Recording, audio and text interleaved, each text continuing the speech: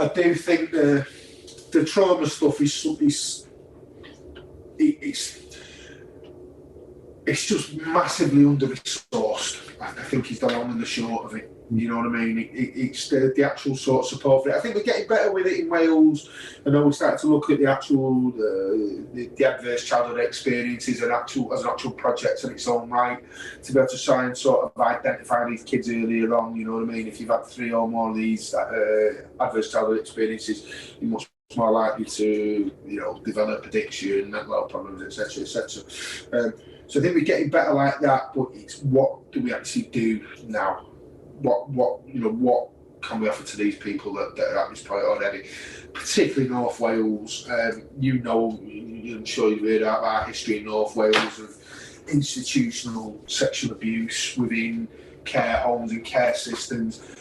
Without going into too much detail, but that was the reason why I ended up blowing the whistle and leaving the agency that I'd left before, because guys who were victims of the Brenestin abuse as children were being abused by workers at our agency, but because they were males, people didn't class it as abuse, or it wasn't classed as serious as if it had been a female, and it was kind of always pushed under the carpet, allowed to continue at the time, or it didn't until I saw on the house and kicked off over it. But there's a whole raft of these guys that are basically full-on addicts, and have been for years. And that's all people see. People don't actually see the traumatised children that sit behind it, or who they once were. People just see the end result of that. They don't see what was actually done to bring them to this point. And these guys, a lot of them were chucked, they chucked them 20, 30 grand like 10, 15 years ago, do you know what I mean? Which again, the whole thing of me, that just thought was really cynical. Like, you chuck an addict 15 or 20 grand. If you're going to give him a financial thing, make it a life-changing amount, make it enough to buy him an house or to give him security, but no, not just give him enough to drink or drug themselves to death, which is what the vast majority of them did with that money, do you know what I mean? Again, the cynical part of me thinks that's part of it, but there's still a lot of these guys still washing around now, David, do you know what I mean? I have close personal relationship with one of these guys, do you know what I mean?